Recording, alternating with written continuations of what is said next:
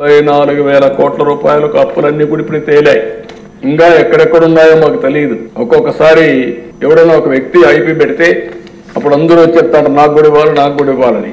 ఆ పరిస్థితిలో వచ్చింది రాష్ట్ర పరిస్థితి. ఇప్పుడు గత ప్రభుత్వంలో డిఎస్సి ద్వారా భర్తీ చేసిన పోస్టులు 0. అందుకే అధ్యక్ష తెలుగుదేశం జనసేన భారతీయ జనతా పార్టీ కలిసికట్టుగా మొన్న ఎన్నికలు గెలిచిన వెంటనే తొలి సంతకం మెగా డిఎస్సి పైన గౌరవ ముఖ్యమంత్రి వర్యులు చంద్రబాబు నాయుడు గారు సంతకం పెడతాం జరిగింది అధ్యక్ష.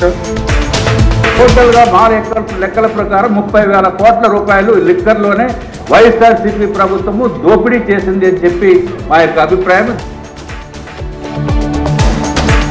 ఎంఆర్పీ కానీ బెల్ట్ షాప్ విషయం కానీ వైలేషన్ జరిగితే ఫస్ట్ టైం జరిగితే 5 lakhs ఫైన్ వేస్తాం అధ్యక్ష. రెండోసారి జరిగితే షాప్ సీజ్ చేయడం జరుగుతుంది అధ్యక్ష. యాక్షన్ తీసుకున్న దాంట్లో ఎటువంటి ఆలోచన లేదు.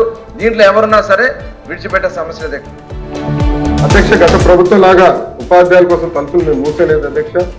ప్రతి వారం ఫ్రైడే 11 నుంచి 2 వరకు మా తలుపులు ఉపాధ్యాయుల కోసం తెరుస్తున్నాయి. వాళ్ళ సమస్యలు మేము తెలుసుకుంటాం.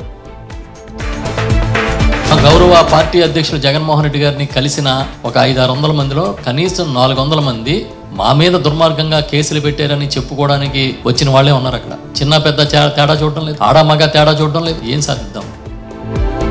మీద బుల్డోజర్లతో తొక్కియడైతే మేము చావడానికి సిద్ధంగా ఉన్నాం. పేదల కోసం చావడానికి సిద్ధంగా ఉన్నాము. రేవంత్ రెడ్డి గారు మా ఎమ్మెల్యే పదవులు, మంత్రి పదవులు ఏం పోయినా ఉన్నా ఉడినా ఏమి లేదు. ఇంత కులం అంత కులం బాగా మాది ఇంత సంఖ్య అని చెప్పిన వాళ్ళు ఈ రోజు సర్వేలో మీరు రికార్డులు నమోదు చేసుకోండి. రేపు పొద్దున ప్రభుత్వం ఇచ్చే పథకాల్లో మీకు సరి అయిన విధంగా వాటా వచ్చే విధంగా మీ యొక్క నమోదులు చేసుకునే కార్యక్రమం లోపల చైతన్యవంతులు కావండి. మార్కెట్ డిమాండ్ లో ఎక్కడ ఉంటే అక్కడికి అమ్ముకుంటా, అది కూడా తప్పేనా? అట్లా రైతుకు రూపాయి రావద్దా? రైతు బాగుపడొద్దా? అది కూడా దానికి అర్థం లేకుండా మాట్లాడేటటువంటి పార్టీలకి వత్తాసు పలికితే ఇబ్బంది అవుతుంది. రేవంత్ రెడ్డి కాంగ్రెస్ పార్టీ ఒకటి గుర్తుపెట్టుకోవాలా, భూమి మీద ఎవడు శాశ్వతంగా ఇక్కడే ఉండడానికి రాలే. పదవి కూడా 5 ఏళ్ళే. అలా మీ ఢిల్లీ వాళ్ళ కోపం వస్తే రేపు ఇల్లుండే తీసి పారేసినా కూడా దిక్కులేదు నీకు. పొలిటికల్ డ్రామాలు ఆప్, ఎందుకంటే దాడులు చేయిస్తున్నది మీరే అని అందరికీ తెలిసిన తర్వాత పరువు పోకుండా ఉండడానికి దాడులు చేయించిన తర్వాత ఎవరైతే దాడులకు కారణమైన వాళ్ళని మీరు పరామర్శించడానికి పోతున్నారు. తన నెట్వర్క్ ద్వారా తన సమాచారం సేకరించినటువంటి కేంద్ర హోంశాఖ సహాయ మంత్రికి నెట్ లేదు, ఆయనకు వర్క్ లేదు, వర్తు లేదు. ఎమ్మెల్యేలే వాడిని నమ్మట్ల కేటీఆర్ గారిని. కాబట్టి ఏం చేయాలో అర్థం కాక దిక్కుతోచుగా పిచ్చోళ్ళ లెక్క లేస్తే ట్విట్టర్లో లేకపోతే ప్రెస్ లో అవాకులు చెవాకులు ఇష్టం వచ్చినట్టు మాట్లాడుతున్నాడు.